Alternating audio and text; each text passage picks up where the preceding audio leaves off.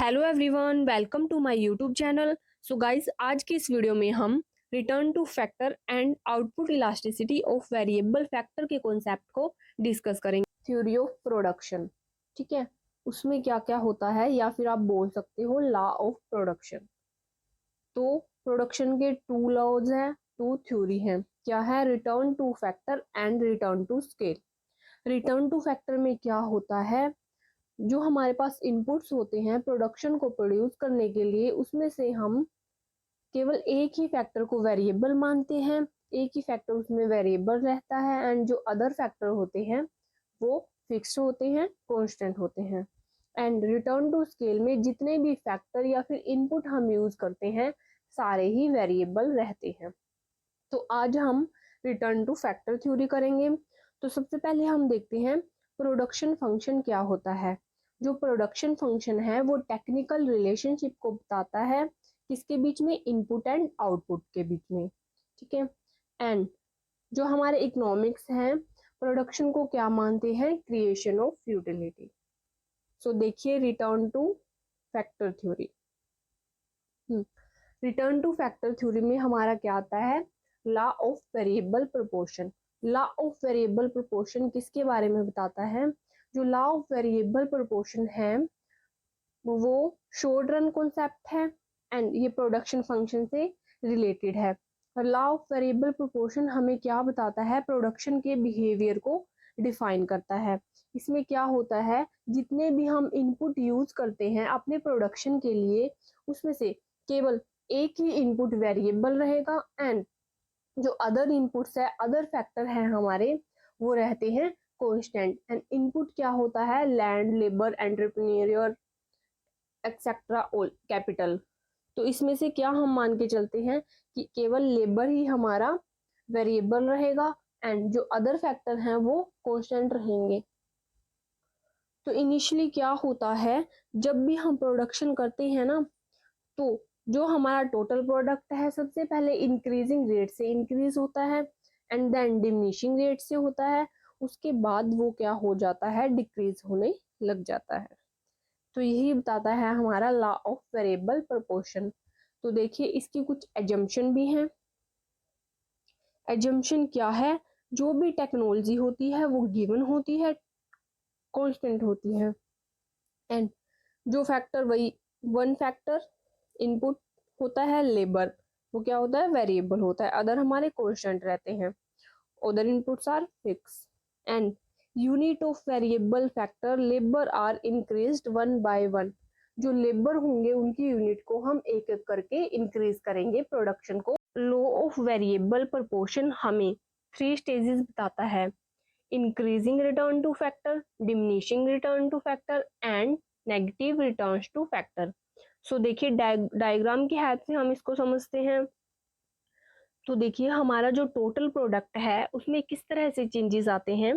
First stage में जो total product है वो इंक्रीज हो रहा है इंक्रीजिंग रेट से, एंड देन सेकंड स्टेज में क्या होता है? इंक्रीज हो रहा है लेकिन डिमिनिशिंग रेट से, एंड सेकेंड स्टेज के लास्ट में वो अपनी मैक्सिमम पोजीशन पे होता है। यहाँ पर टोटल प्रोडक्ट हमारा मैक्सिमम होता है। एंड देन आफ्टर, उसके बाद क्या होता है? थर्ड स्टेज में टोटल प्रोडक्ट डिक्लाइन होना स्टार्ट हो जाता है। इसी तरह आप average product and marginal product देखते हैं। जो हमारा मार्जिनल प्रोडक्ट है फर्स्ट स्टेज में ही मैक्सिमम पे होता है, मैक्सिमम पॉइंट पे। यहाँ पर ये क्या है? मैक्सिमम है एंड इसी स्टेज के लास्ट में वो डिक्लाइन होना स्टार्ट हो जाता है। और जो एवरेज प्रोडक्ट है वो भी इंक्रीज हो रहा है इंक्रीजिंग रेट से, एंड जो इस स्टेज के एंड में, फर्स्ट स्टेज के एंड में, वो अपने मैक्सिमम पॉइंट पर होता है। एंड देन सेकंड स्टेज में क्या होता है? जो हमारा एवरेज प्रोडक्ट है एंड मार्जिनल प्रोडक्ट है दोनों ही डिक्रीज हो रहे हैं, लेकिन यहाँ पर एवरेज प्रोडक्ट ग्रेटर है मार्जिनल प्रोडक्ट से। एंड फर्स्ट स्टेज में क्या था? मार्जिनल प्रोडक्ट ग्रेटर था एवरेज प्रोडक्ट से, ठीक है। एंड जो थर्ड स्टेज है, थर्ड स्टेज में क्या है? हमारा एवरेज प्रोडक्ट अभी भी डिक्रीज ही हो रहा है, लेकिन जो मार्जिनल प्रोडक्ट है वो क्या हो रहा है? नेगेटिव हो जाता है। थर्ड स्टेज में एंड सेकंड स्टेज के एंड में वो क्या होता है, 0 हो जाता है। तो इस तरह से जो हमारा एवरेज प्रोडक्ट है वो कभी भी नेगेटिव नहीं होता, वो ओनली डिक्लाइन होता रहता है, एंड जो मार्जिनल प्रोडक्ट है वो नेगेटिव हो जाता है। सो देखिए जो ए पॉइंट है ये हमारा पॉइंट ऑफ इन्फ्लेशन को शो करता है। तो दोबारा देखते हैं हमने क्या पढ़ा है। फर्स्ट स्टेज में क्या होता है, जो टोटल प्रोडक्ट है वो इंक्रीज होता है इंक्रीजिंग रेट से, एंड फर्स्ट स्टेज में ही marginal product and average product दोनों ही इंक्रीज हो रहे हैं, मींस फर्स्ट। सो देखिए तीनों स्टेज में हमने क्या पढ़ा है, जो फर्स्ट स्टेज है वो टोटल प्रोडक्ट है यहाँ पर इंक्रीज हो रहा है इंक्रीजिंग रेट से, जो कि एंड यहाँ पर marginal product and average product दोनों ही इंक्रीज हो रहे हैं, तीनों ही यहाँ पे इंक्रीज हो रहे हैं, टोटल प्रोडक्ट भी, मार्जिनल प्रोडक्ट भी एंड एवरेज प्रोडक्ट भी। तो जो ये फर्स्ट स्टेज है वो यहाँ पर इंक्रीजिंग रिटर्न टू फैक्टर को डिफाइन करती है, ठीक है। फर्स्ट स्टेज हमारी इंक्रीजिंग रिटर्न टू फैक्टर को डिफाइन करती है, एंड फर्स्ट स्टेज में और क्या पढ़ा है हमने, जो फर्स्ट स्टेज में है मार्जिनल प्रोडक्ट है वो हमारे मैक्सिमम पोजीशन पे पहुंच जाता है, मैक्सिमम आउटपुट होता है उसका यहाँ पर, एंड फर्स्ट स्टेज के लास्ट में वो डिक्लाइन होना स्टार्ट हो जाता है मार्जिनल प्रोडक्ट, एंड जो एवरेज प्रोडक्ट है वो मैक्सिमम कब होता है, फर्स्ट स्टेज के एंड में मैक्सिमम होता है। फर्स्ट स्टेज में मार्जिनल प्रोडक्ट ग्रेटर होता है एवरेज प्रोडक्ट से, और सेकंड स्टेज में क्या होता है, जो सेकंड स्टेज है उसमें टोटल प्रोडक्ट इंक्रीज तो हो रहा है लेकिन अब डिमिनिशिंग रेट से इंक्रीज हो रहा है। आप देख सकते हैं जैसे यहाँ पर फर्स्ट स्टेज में तो ऐसे हो रहा है, बिल्कुल ये स्टीप लाइन है थोड़ी, एंड सेकंड में थोड़ी फ्लैटर टाइप है। तो जो हमारा टोटल प्रोडक्ट है सेकंड स्टेज में इंक्रीज हो रहा है लेकिन डिमिनिशिंग रेट से। तो सेकंड स्टेज हमारी क्या बताती है, diminishing return to factor, diminishing return to factor को शो करती है सेकंड स्टेज। सेकंड स्टेज में जो एवरेज प्रोडक्ट है मार्जिनल प्रोडक्ट है दोनों ही डिक्लाइन होने स्टार्ट हो जाते हैं, लेकिन इधर एवरेज प्रोडक्ट ग्रेटर होता है मार्जिनल प्रोडक्ट से, ठीक है। एंड जो मार्जिनल प्रोडक्ट है सेकंड स्टेज के एंड में 0 होना स्टार्ट हो जाता है, और जो थर्ड स्टेज है उसमें हमारा टोटल प्रोडक्ट है वो डिक्लाइन हो जाता है, एंड थर्ड स्टेज में जो हमारा मार्जिनल प्रोडक्ट है वो नेगेटिव हो जाता है और जो एवरेज प्रोडक्ट है वो ग्रेटर। सो जो थर्ड स्टेज है वो बताती है negative return to factor, negative return to factor को शो करती है थर्ड स्टेज। एक इस चीज को शो करता है A point of inflation, and B point पे क्या है, टोटल प्रोडक्ट मैक्सिमम है। तो इन तीनों स्टेज में से कौन सी स्टेज बेस्ट हुई, सेकंड स्टेज बेस्ट हुई, क्योंकि यहाँ पर जो हमारा टोटल प्रोडक्ट है वो अपने क्या है मैक्सिमम पॉइंट पर है। सो यहाँ से हम किस तरह क्वेश्चन निकाल सकते हैं, अगर हमारा टोटल प्रोडक्ट मैक्सिमम होता है तो मार्जिनल प्रोडक्ट की क्या कंडीशन होती है, टोटल प्रोडक्ट के मैक्सिमम होने पर जो मार्जिनल प्रोडक्ट है वो क्या होता है, 0 के इक्वल होता है। जब टोटल प्रोडक्ट डिक्लाइन होना स्टार्ट हो जाता है तो मार्जिनल प्रोडक्ट नेगेटिव हो जाता है, and average product always positive रहता है, डिक्लाइन होता है लेकिन वो हमेशा पॉजिटिव रहता है, कभी भी नेगेटिव या 0 नहीं होता एवरेज प्रोडक्ट, लेकिन मार्जिनल प्रोडक्ट 0 भी होता है एंड नेगेटिव भी होता है और पॉजिटिव भी होता है फर्स्ट स्टेज में। तो यही था इस डायग्राम में। आगे देखिए इसकी एक्सप्लेनेशन भी की हुई है, जो डायग्राम में एक्सप्लेन किया गया है वही लिखा हुआ है, stage first second and third में क्या क्या कंडीशन थी। तो अब हम नेक्स्ट करेंगे output elasticity of variable factor या फिर लॉ ऑफ वेरिएबल प्रोपोर्शन, ठीक है। तो इसके लिए क्या फॉर्मूला अप्लाई होगा, elasticity of labour, output elasticity of labour find करेंगे हम, तो उसके लिए फॉर्मूला होगा proportion change in output divides bye proportion change in variable input जो कि है लेबर। तो देखिए अगर हम इसको मैथमेटिकल फॉर्म में लिखें तो क्या आएगा, change Q divide by Q N, या फिर del L divide by L, ये भी आप इसको बोल सकते हैं। तो इसको हमने ऐसे लिखा।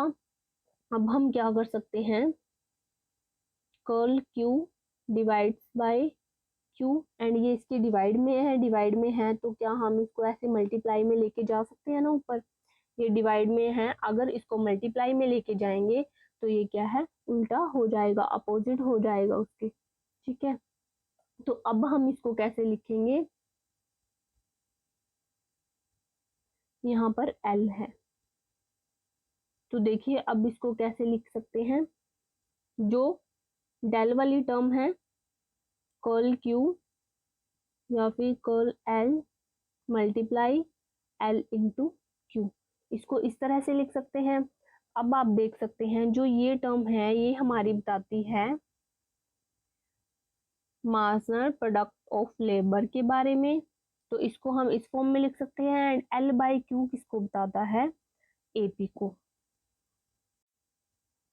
देखिए curl Q by curl L, या फिर आप del Q by del L भी बोल सकते हैं इसे, तो यहाँ पे आएगा मार्जिनल प्रोडक्ट ऑफ लेबर। ठीक है, ये क्या है, चेंज को शो कर रहा है लेबर के किस में, आउटपुट में, लेबर के रिस्पेक्ट में। तो यहाँ पे है एल डिवाइड्स बाय क्यू, अगर हम इसको लिख देते हैं क्यू बाई एल, इसका अपोजिट देखें तो क्या आएगा, ये एपी। अगर हम आउटपुट को लेबर से डिवाइड कर दे तो हमारा वहां से एवरेज प्रोडक्ट निकल जाता है, लेकिन ये रिवर्स में दिया हुआ है तो इसके डिवाइड्स में लिखा जाएगा, तो यहाँ पे आ जाएगा हमारा एपी एल। तो यहाँ से निकल के क्या आया, इलास्टिसिटी क्या निकल के आई है, लेबर की आउटपुट इलास्टिसिटी ऑफ लेबर आया है हमारा M P L divides by A P L. So देखिए क्या किया हमने, सबसे पहले फॉर्मूले के अकॉर्डिंग जो हमारे पास ये फॉर्मूला था इसके अकॉर्डिंग हमने फिर इसको मैथमेटिकल फॉर्म में लिखा इस तरह से, एंड इसको सोल्व किया। ये क्या है, डिवाइड में था, हम इसको मल्टीप्लाई में ले गए इस तरह, एंड देन इसको सोल्व करते हैं तो जो ये टर्म है इसको हम लिख सकते हैं M P L, and L by Q by L होता है हमारे पास A P L, average product होता है। एंड तो हम इसको इस तरह से लिख सकते हैं, हमने ये लिख दिया। एंड देन उसके बाद क्या आया हमारा, इलास्टिसिटी क्या निकल के आई है, फाइनली ये वाली निकल के आई है इलास्टिसिटी। तो अब देखिए जो इलास्टिसिटी निकाली है, जो अभी हमने डायग्राम किया था वहां पर ये कैसे अप्लाई होगी, ये हमारी क्या है, फर्स्ट स्टेज को डिफाइन करती है। जो ये है हमारी फर्स्ट स्टेज है, तो यहाँ पर जो स्टार्टिंग में इंक्रीज होता है टोटल प्रोडक्ट इंक्रीजिंग रेट से, यहाँ पे हमारा एपी भी इंक्रीज हो रहा है एंड एमपी भी।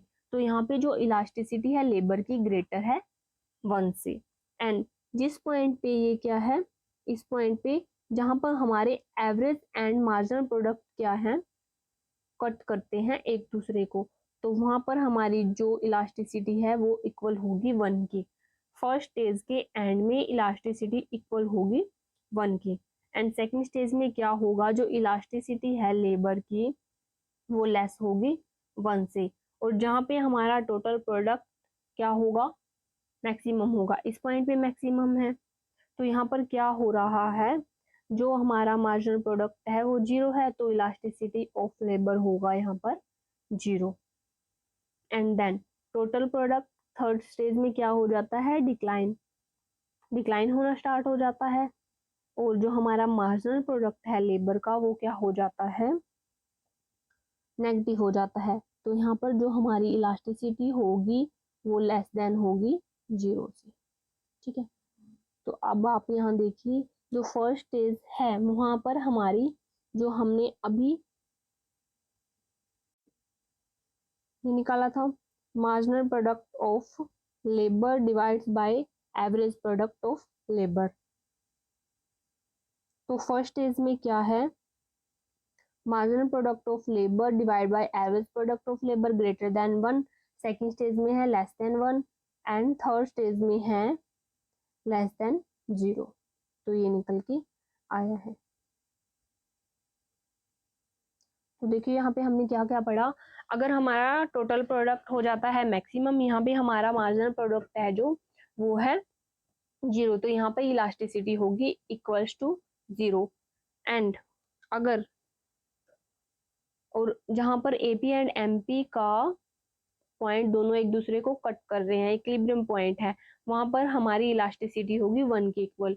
और फर्स्ट स्टेज में हमारी इलास्टिसिटी है ग्रेटर देन 1, सेकेंड स्टेज में है less than 1 and third stage में है लेस देन 0 मीन्स नेगेटिव।